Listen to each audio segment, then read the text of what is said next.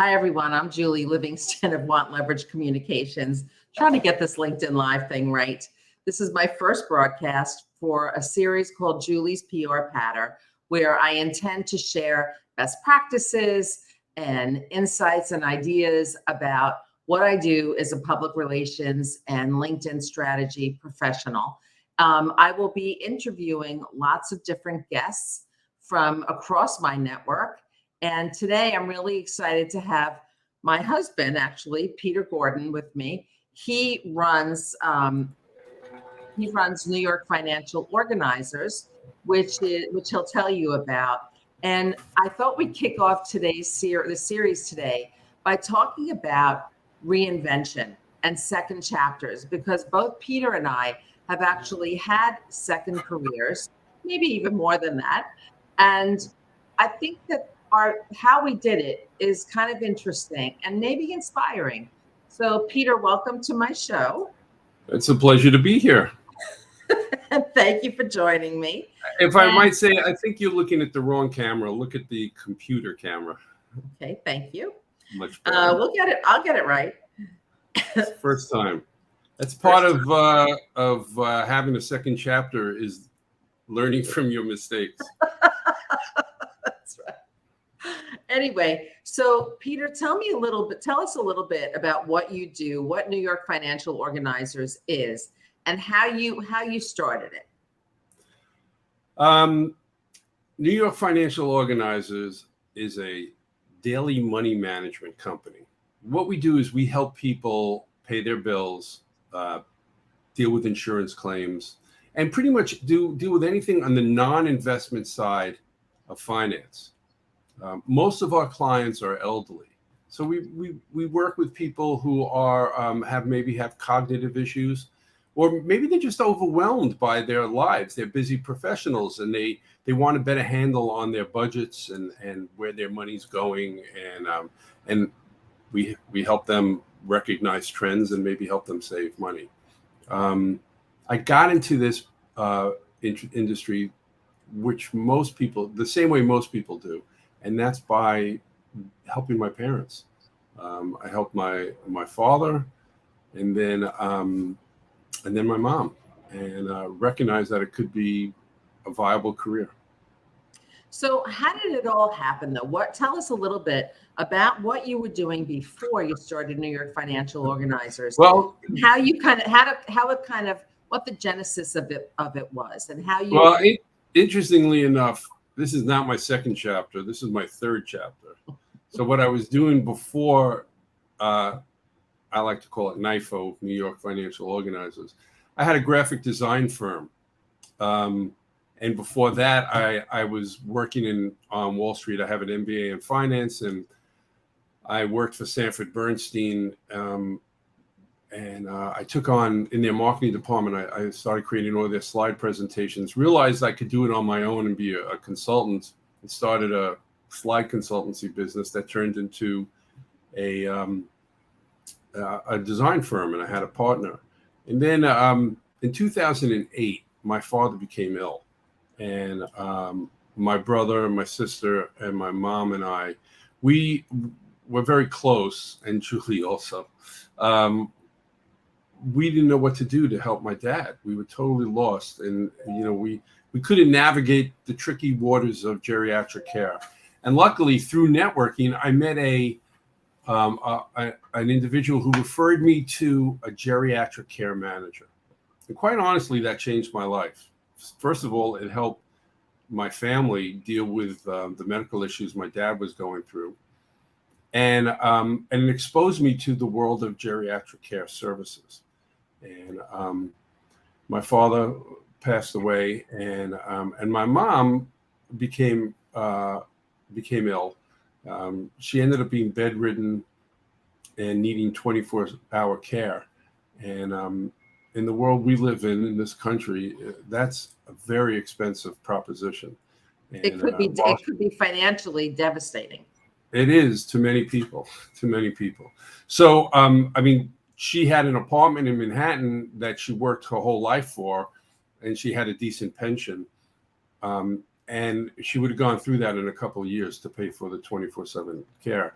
But because of a care manager and an elder law attorney, we found out about community Medicaid, which is unique to New York and a couple other states, which allows the individual to age in place and live the rest of their life in dignity where they want to live, which is their home.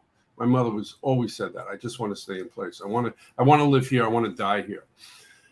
And so I learned about this program, and we were able to have my mom take advantage of it and keep her apartment and not have to move to a nursing home. And actually that saves the government money because it's a lot less expensive to have somebody live in their home than to send them to a nursing home.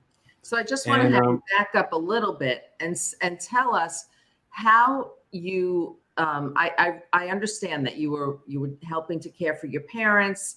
You started learning more and more about geriatric care, what a geriatric care manager does, what community Medicaid was, and how to navigate this whole system to help the elderly. But how did you then get into the business, and how did networking play a role? Well, it was a slow transition. My father became ill in 2008 in the Great Recession, and I was working. I had sold my business to a printer, and we were doing design work, and it was just things were changing.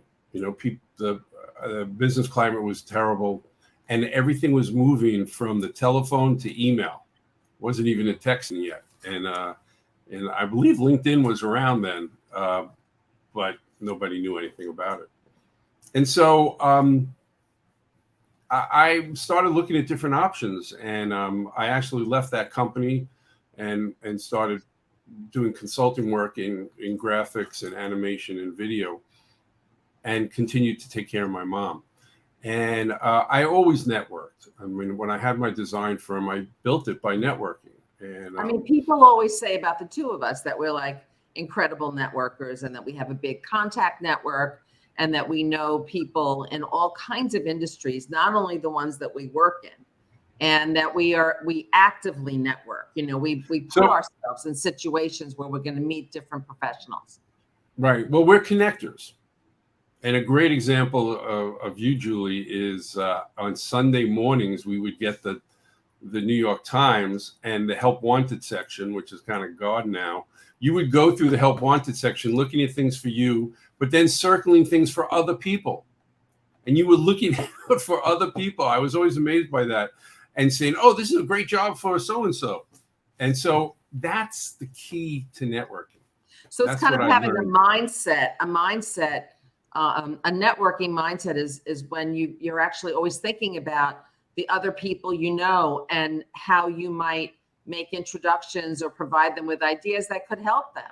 It's sort of like that what goes around comes around kind of philosophy, right? Totally. And what the key to networking for me has always been not what can you do for me, but what can I do for you?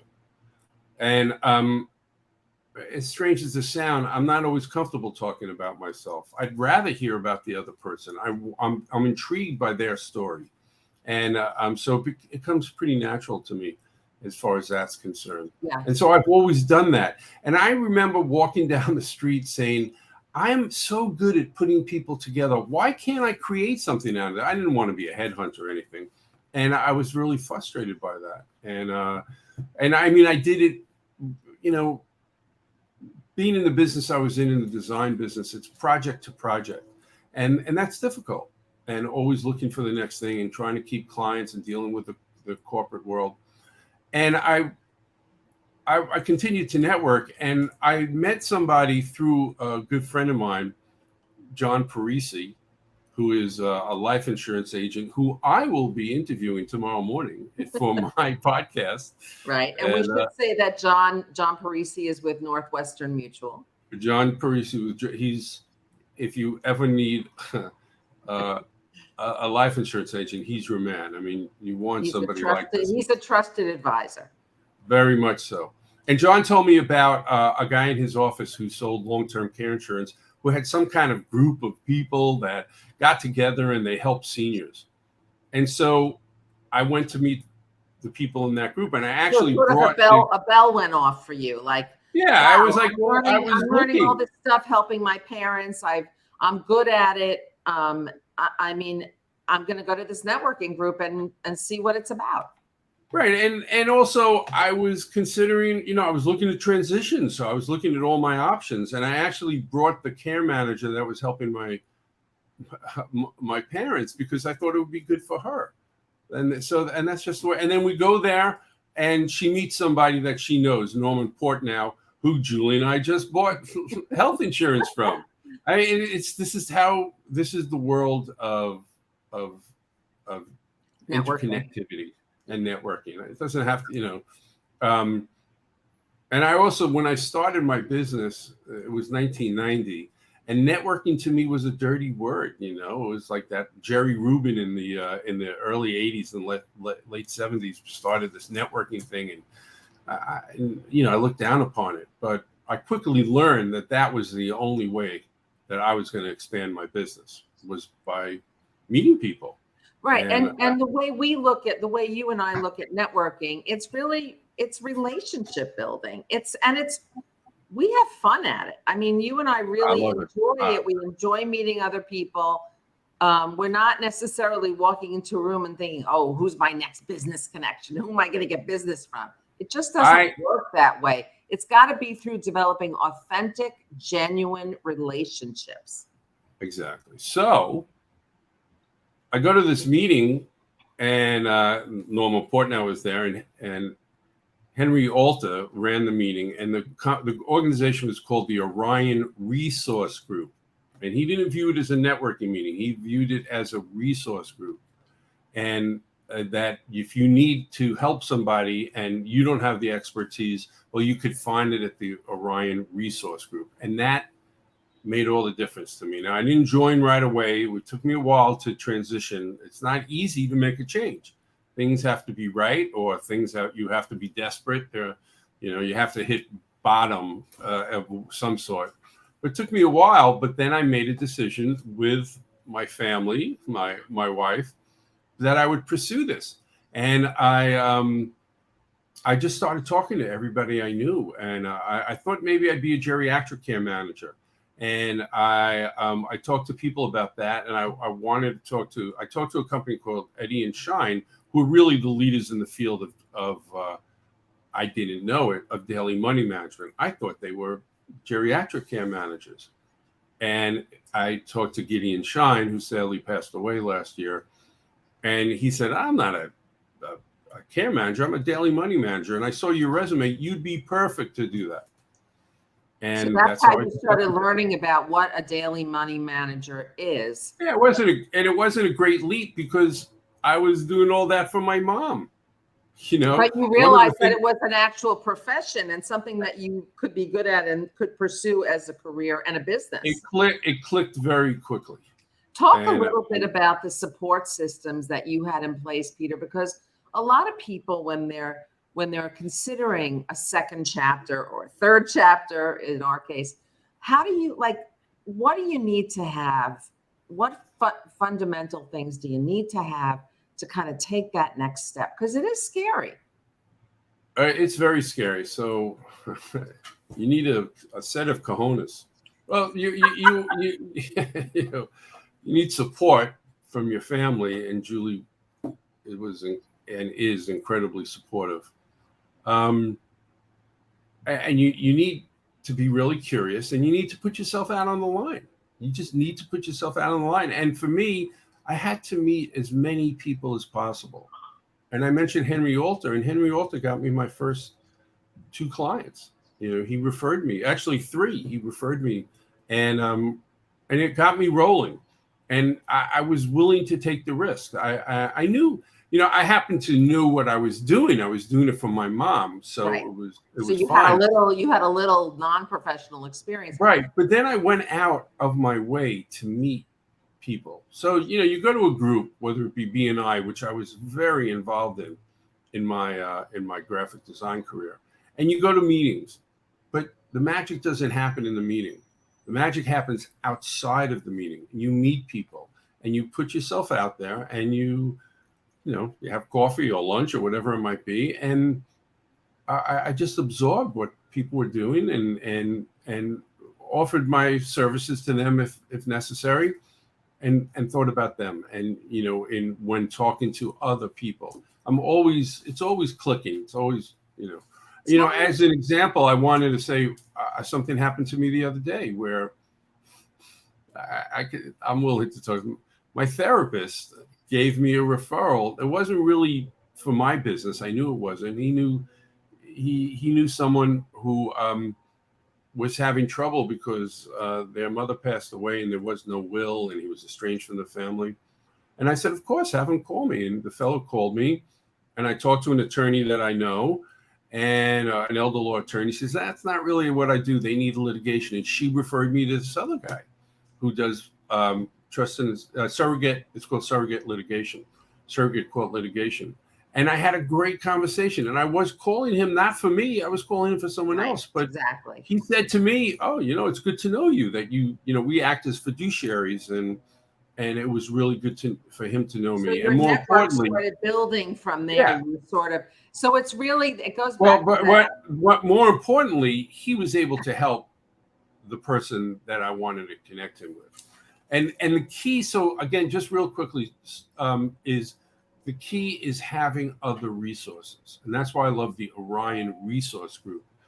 And I like to say that I'm the expert in what I do, but I know all the other experts in geriatric care, and I could provide that. And I'm helping them, but I'm also helping myself. Right. And I feel similarly. I mean, my company, WantLeverage, is a public relations and integrated marketing agency.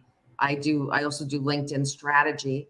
But I know all other kinds of marketing and communications professionals who I can refer my clients to, whether it's in video production, media buying, digital marketing, advertising. So I provide more value by opening my network and sharing my connections with people I know.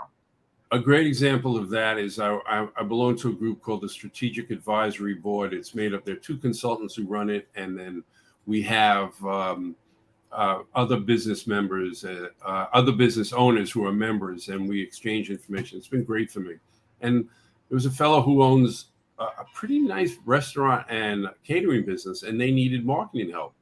So I was like, oh, I'll talk to Julie. Julie will refer me. Within 5 minutes, I had 3 referrals. Right, because I put it out to a networking group that I'm in called Mosaic United, and so many people responded. We got some great resources for your colleague, and it made me feel great, and it helped you and it helped him. So was I going to make a business sale on this or get revenue? No, it's not at all. But I love that connection, and the email I got back from my friend was like, it was wonderful because he was so grateful. And Peter, tell us a little bit about one of the things you did to start your business that was so incredible, especially for a second chapter, is that you got an internship. Tell the genesis of that. It's great having your marketer be intimately involved in your whole history, because I kind of forgot about that. And so I mentioned Eddie and Shine, and I had talked to Gideon Shine. Well, Rebecca Eddy is the other half of that partnership. And I met with her early. I mean, daily money management, I didn't know anything about it really outside of paying bills. So you were on sort of a fact-finding mission, right? You were learning about. I was at that point. I went to an Orion resource meeting, and I met her, and I said, could we go out for coffee? And we did, and we talked. And then I said to her, point blank, do you have any internships? You think I could work with you, and learn the ropes? And she said, no, but I know somebody who does, and her name is Phyllis Pavlovsky, who I need to call and say hello to. And I called Phyllis, and I was a perfect fit. I'm not your average intern, because I often say I have an MBA in finance, and that and $3 or $2.75 gets me on the subway. But there is something to be said for it. I understood Quicken, I knew tax returns, and And so I spent time with Phyllis, and it was fantastic. And I utilized her systems when I started my own business, and she had no problem with that. She's also an amazingly giving person. Right. And And I and helped a her. real networker and Yeah, through that internship, I think it solidified that this is a profession I can do. I enjoy helping people. I can gave tap me a into lot of a lot of my confidence. other skill sets. Yeah, and so for me, it all rolls up into allowing me to take care of to utilize my strengths. Certainly, as I've mentioned, connecting. I'm also technologically, I'm kind of savvy. Now, I'm not a coder, but I know how to use Well, programs. but And I you use have kept up your tech skill set, and I oh, think that's a really important thing too. When that's a big part of looking at a second or third chapter, you've got to keep up with technology. absolutely, and not just specific to the work you're doing, but in general. You know, we all knew. Many of us knew Microsoft Word and the Office program. Well, all of a sudden, Google Drive comes along, and it's the similar but different, and you got to learn that. You really need to know that. So Peter, So that's a great example. we're gonna kind of wrap, but I wanted to end with Why? we could go on forever, but I do want to talk about kind of the 5 things that you wish somebody had told you before you started your business, that you have found value in. I know one of them is to follow your passion. Yeah. It's kind of a cliche, and it's not that easy. Timing is important, and for me, the timing worked out. It was later in my life, and I figured out my passion was and is helping other people. I just love that, and just like Julie does, just like you do, Julie. Right. It lights you up. It just lights you up. Right, and I really like working with the elderly. And family is really important to me. And so I'm dealing with other families, which is sometimes difficult, but it's great to, when somebody tells you that, I couldn't have done this without you. And Or that I'm you've so changed their grateful. life. I mean, I've been on Yeah, a lot. I've been in the back, listening to some of the calls that you have with clients, and they literally say you've helped to change my life for the better. yeah. That's So, what could be better than that? and it's funny, we go away every summer. We're going away a week from tomorrow to the Adirondacks, and we have friends that we see every year that are from Canada.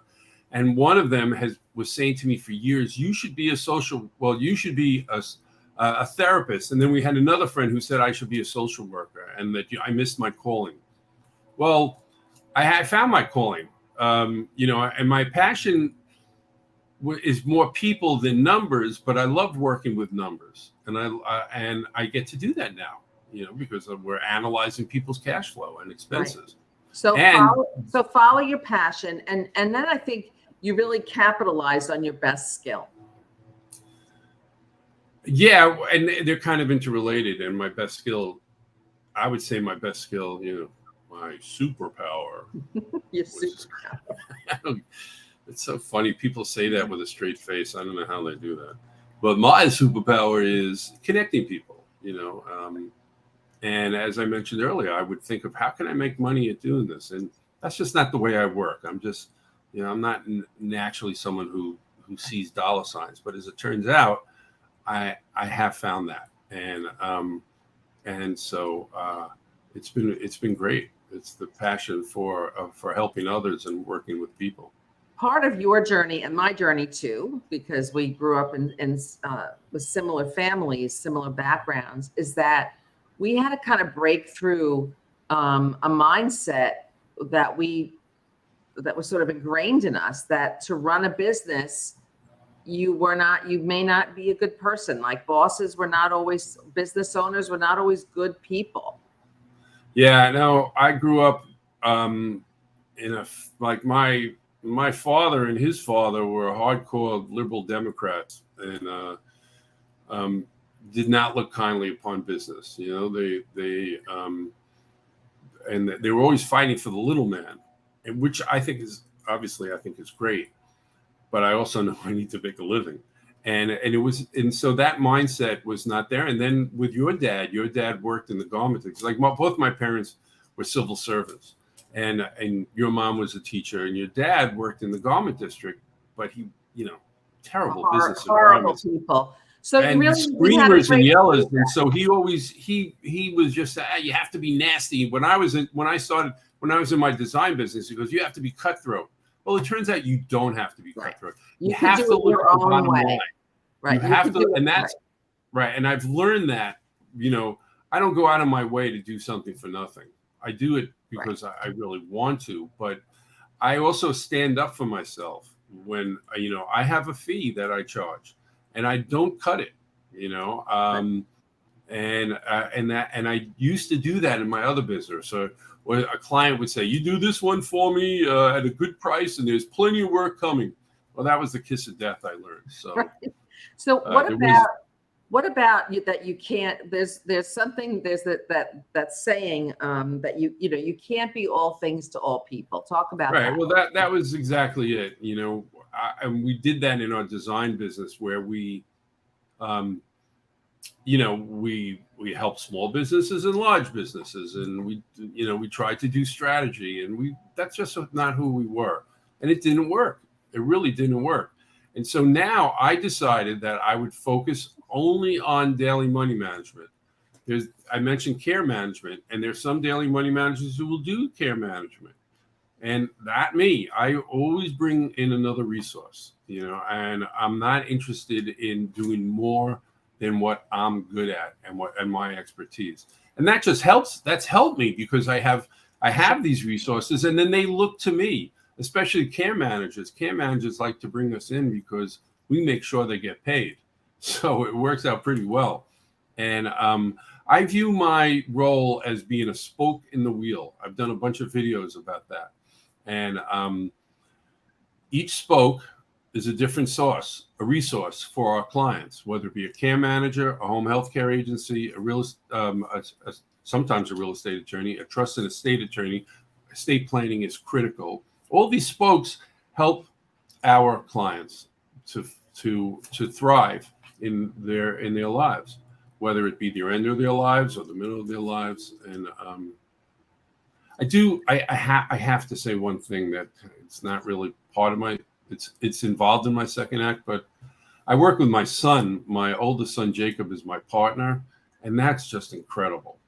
That's been a dream, and it was never in the plans. So, but yet when our kids were young, they would visit you at your New York City office on East 23rd Street all the time. We live nearby, and they would visit you in your office at your graphic design firm and kind of see what an entrepreneurial life was like. And I think that kind of filtered into their subconscious because absolutely. Now that Jacob is your business partner and it's worked out so beautifully and you complement each other and you have different skill sets, it's really become a wonderful thing, and not only wonderful for your relationship, but it's provided you with this phenomenal trusted resource partner. Yeah. And also in our business, we're fiduciaries. So we act as a power of attorney for people. We can be executors or trustees. And I'm 63. I'm not going to be around that much longer. I mean, I'll be around, but I won't be around that much longer. Right. And so a lot of attorneys love the fact that Jacob could be successor trustee or successor executor. Right. That's very unusual. And he's not even 30 yet. And he's very capable. So just a little aside is that when I read Jacob's bio, when we put it up on the website, it said, I always want to work with my dad. And I was like, what are you talking about? You always wanted to work with me. He was like, I used to go to the office. I used to go to Inc. 3 and I would see you and interacting with people and the people you had. And I love that environment. So, well, you had such a great, I rented office space from you for a while in those days. And it was, you had built such a great community. It was like you just wanted to be a part of it. It was such a delightful place to be. So just to wrap, Peter, talk about believing in your vision, because I know when the two of us have started second or third chapters First of all, there's a lot of chatter up here, right? That you have to, between the ears, that you have to kind of forego. But also a lot of people, will say, how are you going to do that? It's like climbing a mountain. You can't do that. You can't start something new. How do you move forward from that? People, when I told people that I was starting a business, with my first business or my second business, they tap into their own fear and they say, "Oh, how are you doing? How can you do that? It's a recession, or it's this, it's that." You just have to stay focused. You have to find like-minded people, and work with and associate yourself with others. I mentioned this group SAB, Strategic Advisory Board. I mean, that's a great thing because I'm surrounded by other business people who are going through the same thing I'm going. It's great support. And also there's a consultant there, Bob Heiss, who's been hugely helpful for me in my businesses. And he's been there. He knows what it's like. I have a sales background, so that's very helpful. And Julie, we understand that you have to keep pushing. That you're going to have highs and lows, but you have to. But you have to just believe and just commit to that vision and just keep on your path. Yeah, and understand that at times it's not going to work, but it's going to be okay. I take things a day at a time. I try not to internalize things, and when things go wrong, I fix them as best I can. I'm quick to apologize if it's an error on my part. Right. You learn from it and you move on. And I'm not quick to blame. And then, as you say, you move on, you learn from it. It's definitely not for everybody, and people know that. But there are muscles that you could learn to use if you tap into the right people out there to talk to them. Well, I'm glad that you were my first guest on LinkedIn, on my Julie's PR Pattern on LinkedIn Live. This was a great conversation. And everybody, don't forget to turn into my podcast, which is Organizing Life's Daily Demands. That's the one thing I am not, as I'm not a natural promoter. But that's okay. All right. Well, anyway, thank you for tuning in, and I'll be back with another installment of Julie's PR Pattern in a couple of weeks. Thank you for having me. And I don't say this generally at the end of interviews, but I love you very much. I love you too.